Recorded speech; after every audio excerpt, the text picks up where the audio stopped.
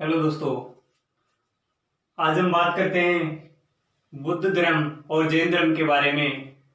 बौद्ध धर्म और जैन धर्म की हम तुलना करते हैं प्रश्न में।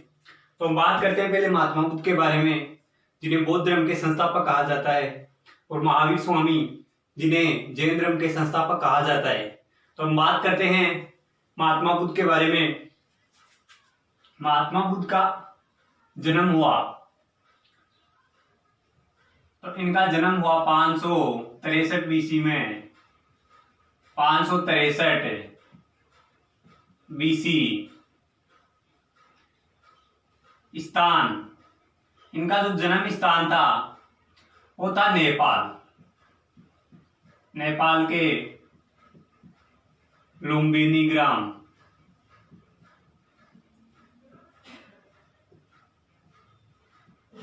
कपिलवस्तु के निकट। कपिलवस्तु के निकट।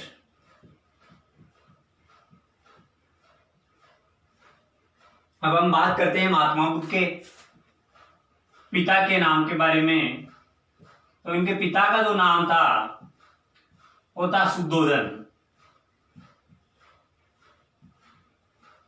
माता का नाम था महामाया।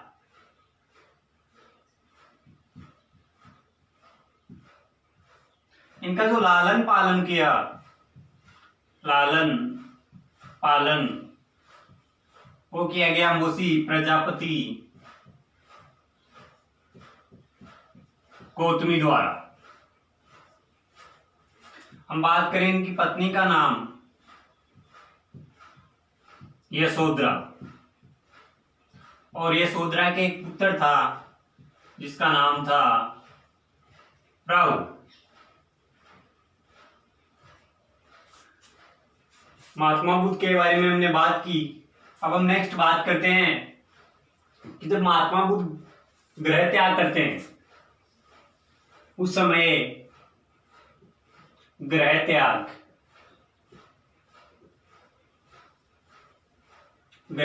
को कहा जाता है महाविनिष्क्रमण।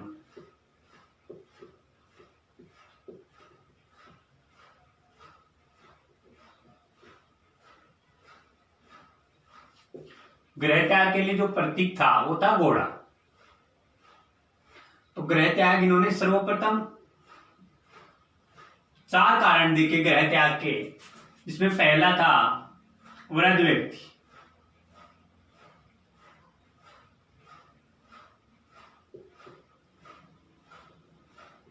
दूसरा इन्होंने देखा बीमार व्यक्ति।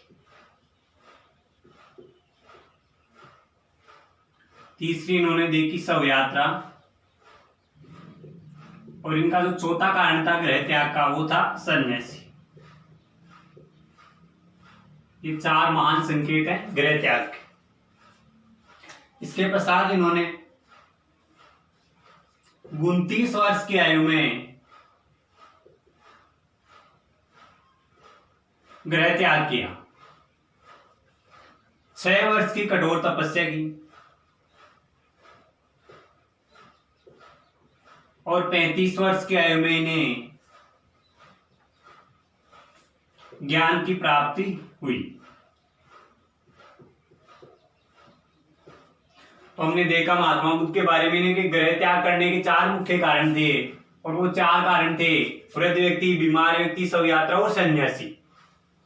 29 वर्ष की आयु में इन्होंने गृह त्याग किया। 6 वर्ष की कठोर तपस्या के बाद 35 वर्ष की आयु के समय इनको ज्ञान की प्राप्ति हुई, और इनको जो ज्ञान प्राप्त हुआ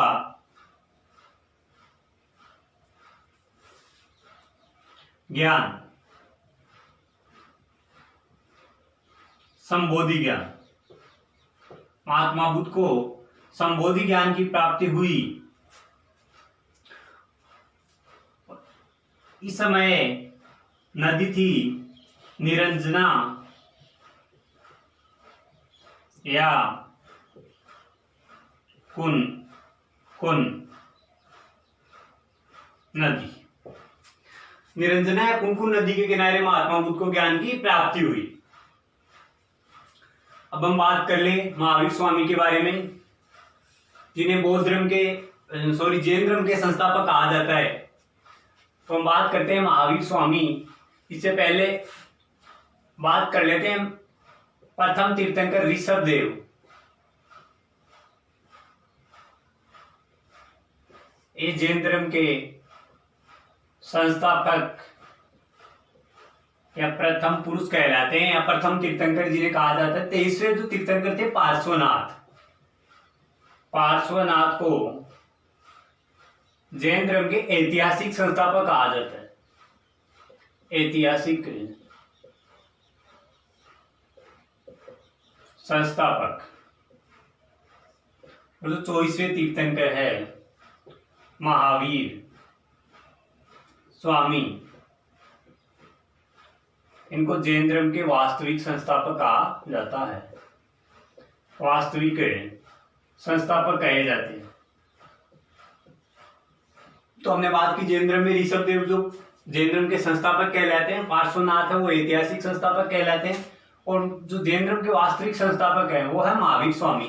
तो हम बात करते हैं महावीर स्वामी के बारे में।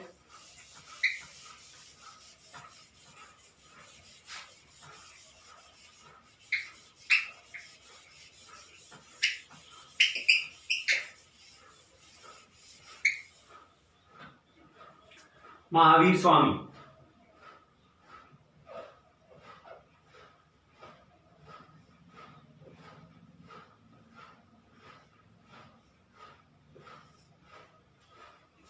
इनका जन्म हुआ 540 बीसी। कुछ बुक्स में इनका जन्म 599 बीसी भी मिलता है, लेकिन यहाँ हम इनका जन्म मानते 540 बीसी में जुम्बिक ग्राम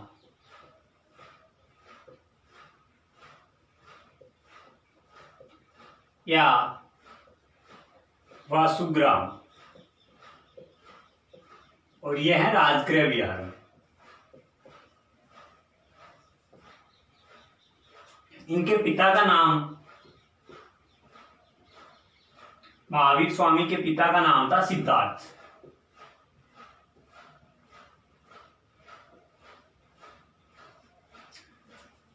माता का नाम था तीर्थला।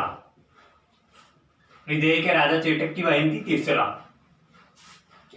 इनकी पत्नी जिसका नाम था यशोदा, और महावीर स्वामी की एक पुत्री थी जिसका नाम था प्रियदर्शना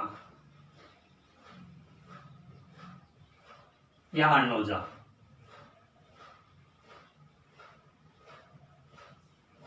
और एक इनका प्रिय शिष्य था, प्रिय शिष्य जामाली, जो इनकी बहन सुदर्शना का पुत्र था। तो हमने बात की महात्मा बुद्ध और महावीर स्वामी के बारे में। इनके बचपन का जो नाम था महावीर स्वामी के, वो था वर्धमान। बचपन का नाम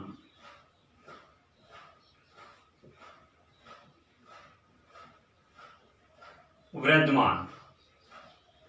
सबसे ज्यादा कंफ्यूजन यही होता है। इधर महात्मा बुद्ध के पिता का नाम था शुद्धोधन, और इधर महावीर स्वामी के पिता का नाम है सिद्धार्थ। महात्मा बुद्ध के बचपन का नाम था सिद्धार्थ। सिद्धार्थ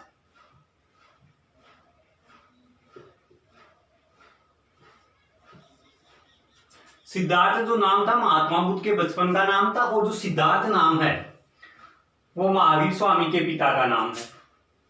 महावीर स्वामी के बचपन का नाम था वर्धमान, और हम बात करें महात्मा बुद्ध के बचपन का नाम था सिद्धार्थ। तो सबसे ज्यादा कंफ्यूजन वाली जगह ये होती है सिद्धार्थ सिद्धार्थ। तो हमें याद रखना है महावीर स्वामी के जो पिता थे इनका नाम था सिद्धार्थ, और महात्मा बुद्ध के बचपन का नाम था वो था सिद्धार्थ। इनके बचपन का नाम था वर्धमान। महावीर स्वामी के बचपन का नाम था वर्धमान, और महात्मा बुद्ध के बचपन का नाम था सिद्धार्थ। यह हमें कंफ्यूजन नहीं होना है। आगे हम बात करते हैं कि इन्होंने गृह त्याग किया। वो किया 30 वर्ष की आयु में। ग्रह त्याग के समय इनकी आयु 30 वर्ष और फिर इन्हें 12 वर्ष की तपस्या की और ज्ञान की जो प्राप्ति हुई उस समय इनकी आयु थी 42 वर्ष। 42 वर्ष की आयु में महावीर स्वामी को ज्ञान की प्राप्ति हुई और नदी थी ऋजुपालिका नदी। ऋजुपालिका नदी, ऋजुपालिका नदी के किनारे महावीर स्वामी को ज्ञान प्राप्ति हुई। स्थान था राजगृह। राजगृह बिहार में महावीर स्वामी को ज्ञान की प्राप्ति हुई। वृक्ष की हम बात करें, साल वृक्ष के नीचे इनको ज्ञान की प्राप्ति हुई। ज्ञान प्राप्ति के बाद महावीर स्वामी कहलाए केवलीन। केवलीन और महावीर स्वामी को जो ज्ञान प्राप्त हुआ वो था केवल्य ज्ञान। केवल्य ज्ञान की प्राप्ति के बाद ही महावीर स्वामी केवलीन कहलाए थे। इधर देखा हमने महात्मा बुद्ध को जो ज्ञान प्राप्त हुआ वो था संबोधि ज्ञान और ये वृक्ष था बोधि वृक्ष। बोधि वृक्ष या पीपल का वृक्ष। अब हम बात करते हैं महात्मा बुद्ध के बारे में। महात्मा बुद्ध को संबोधि ज्ञान प्राप्त हुआ। इसके पश्चात महात्मा बुद्ध ने जो अपना प्रथम उपदेश दिया वो दिया सारनाथ में, यूपी में। तो हम बात करते हैं इनके प्रथम उपदेश की।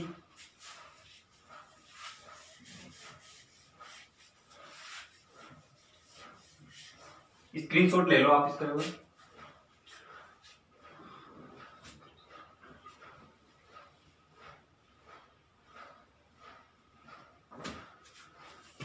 चलिए हम देखते हैं महात्मा बुद्ध के प्रथम उपदेश के बारे में।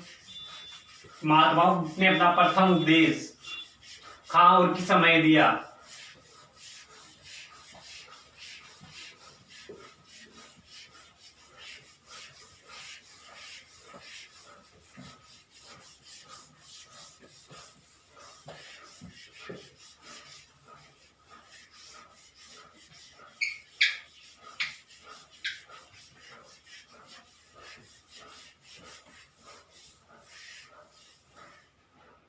इन्होंने अपना प्रथम उपदेश दिया।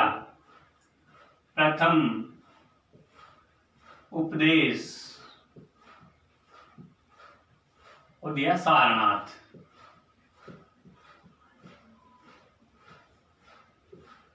यूपी में हमने प्रथम उपदेश की बात की। उनका प्रथम उपदेश था सारनाथ यूपी में।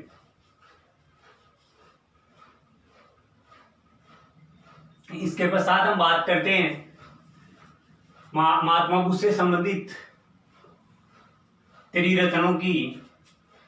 तो बौद्ध धर्म के जो त्रिरत्न थे, त्रिरत्न बुद्ध, संघ और धम्म, ये महात्मा बुद्ध के त्रिरत्न थे। आगे महावीर स्वामी के बारे में भी त्रिरत्नों के बारे में बात करेंगे। इसके पश्चात जो समुदाय थे,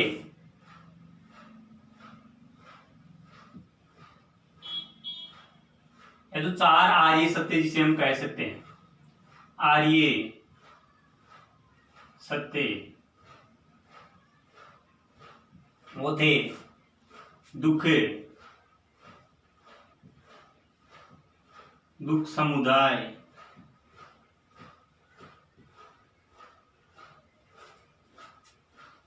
दुख समुदाय, दुख निवारण,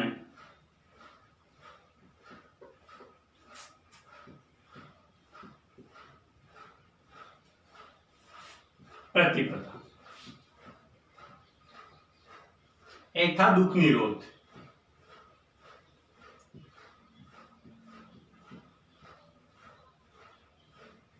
और दुखों का इसने कारण बताया महावीर स्वामी ने तृष्णा। महावीर स्वामी ने तृष्णा को ही दुखों का कारण बताया। अब हम बात करें इसके त्रिपिटक। बौद्ध धर्म के 3 त्रिपिटक है। सुत्त पिटक, सुत्त पिटक, सुत्त पिटक, विनय पिटक,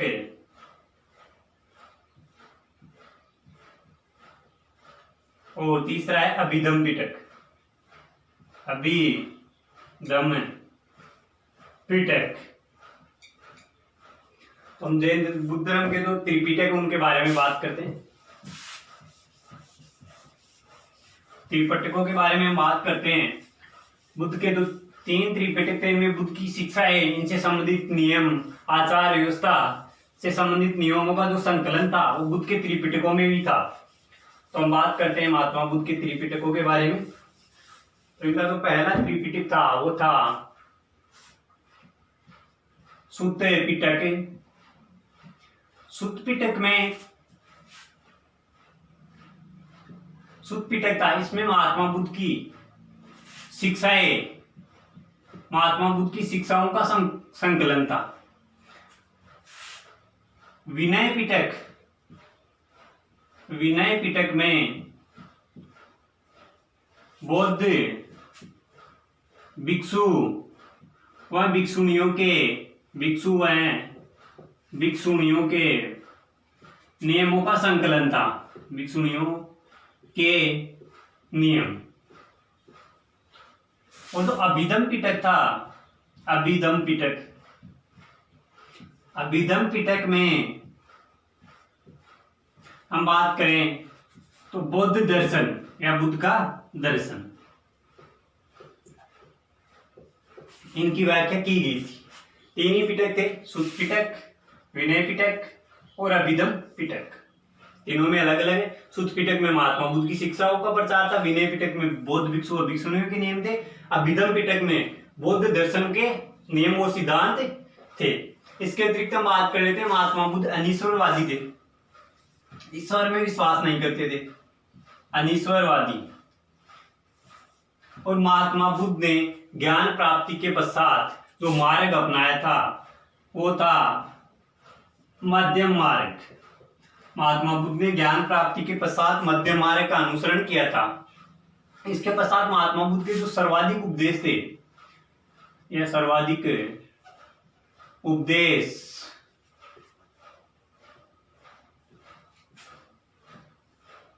महात्मा बुद्ध ने सर्वाधिक उपदेश दिए थे श्रावस्ती में।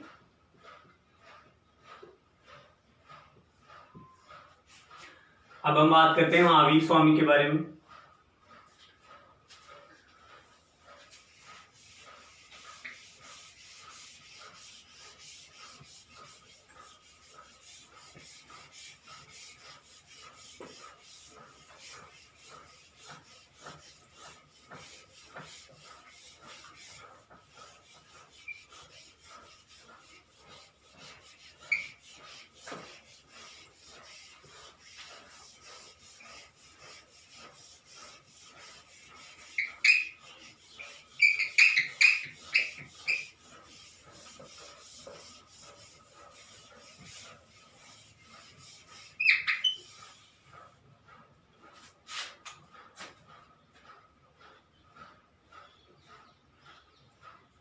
महावीर स्वामी ने, हम बात करते हैं महावीर स्वामी के बारे में। महावीर स्वामी ने जो अपने उपदेश दिए थे, प्रथम उपदेश इन्होंने विपुलचल पहाड़ी पे दिया था अपने 12 गणधरों को, 12 गणधरों को। इसमें एक था मोगली पुत्र गोसाल, और मोगली पुत्र गोसाल ने एक संप्रदाय चलाया था जिसका नाम था आजीवक संप्रदाय। मोगली पुत्र घोषाल ने आजीविक बहुव्रतवाद का सिद्धांत दिया था इन्होंने, बहुव्रतवाद का सिद्धांत।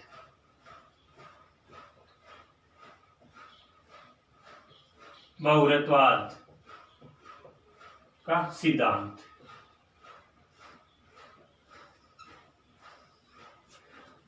बहुव्रतवाद का सिद्धांत मोगली पुत्र घोषाल ने दिया था, तो महावीर स्वामी का शिष्य था। अब हम बात करते हैं महावीर स्वामी के शिक्षाओं के बारे में। महावीर स्वामी भी अनिश्वरवादी थे।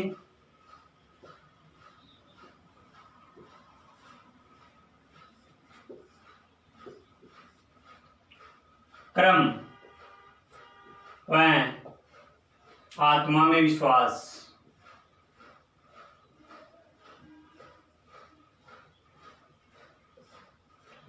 करते थे।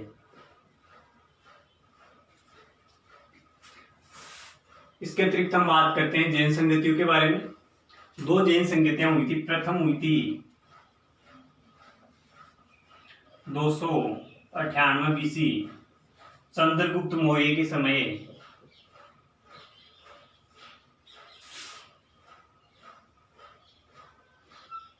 पाटलिपुत्र में। जो दूसरी जैन संगति हुई थी वो हुई थी 513 में वल्लभी, गुजरात में। इसका जो अध्यक्ष था वो था क्षमा शर्मा। ये 2 जैन संगतियां हुई थी। अब हम बात करें महात्मा बुद्ध के बौद्ध धर्म के बारे में। यहाँ 4 बौद्ध संगतियां हुई थी जिनको हम क्रम से देखते हैं। स्क्रीनशॉट ले लीजिए इसका।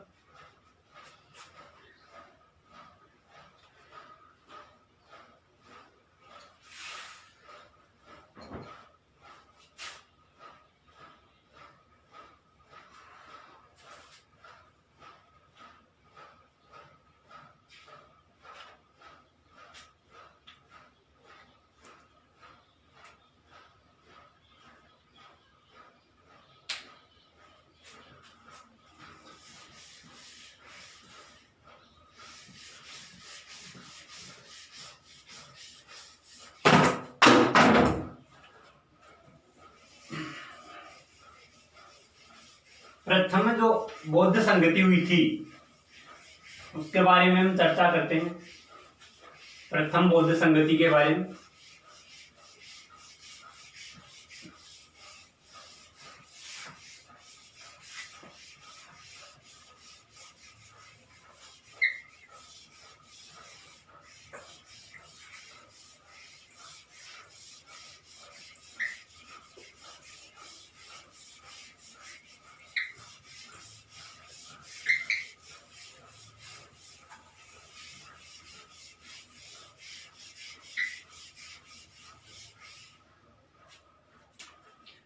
प्रमुख बौद्ध संगतियां।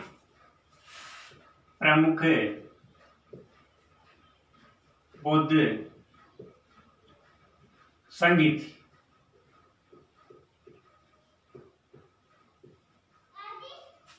हम बात करते हैं प्रमुख बौद्ध संगति के बारे में। प्रथम जो बौद्ध संगति हुई थी 483 बीसी में, और इस समय जो शासक था वो था अजातशत्रु वंश। ये हर्यक वंश का शासक था। हर्यक वंश। और स्थान राजगृह, बिहार में। ये थी प्रथम बौद्ध संगति। द्वितीय बौद्ध संगति की हम बात करें 383 बीसी में शासक थे कालाशेख वंश था। शिशु नागवंश स्थान वैशाली।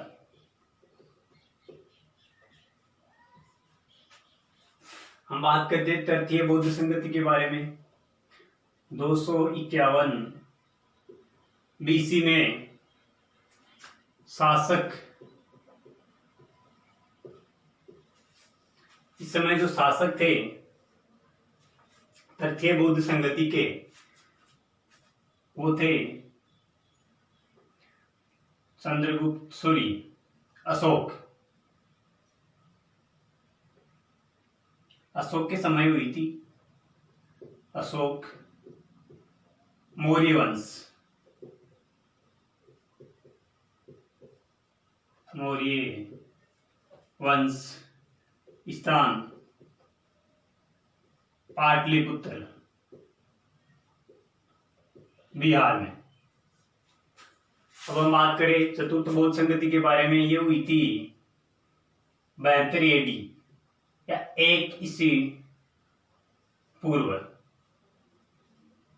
और ये हुई थी, शासक इस समय था अश्वसेन वंश। अध्यक्ष था अश्वसेन, अध्यक्ष था। इसका शासक था, वो था कनिष्क। कनिष्क था कुषाण वंश का शासक। कनिष्क वंश, कुषाण वंश, स्थान कश्मीर, कुंडलवन। इसका जो अध्यक्ष था वो था अश्वसेन।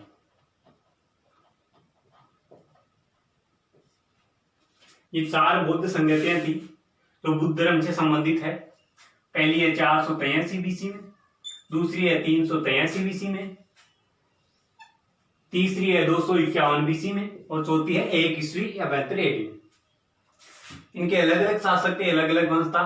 तो हमने बात की बौद्ध धर्म के बारे में। अब हम नेक्स्ट बात करेंगे गुप्त शासन के बारे में।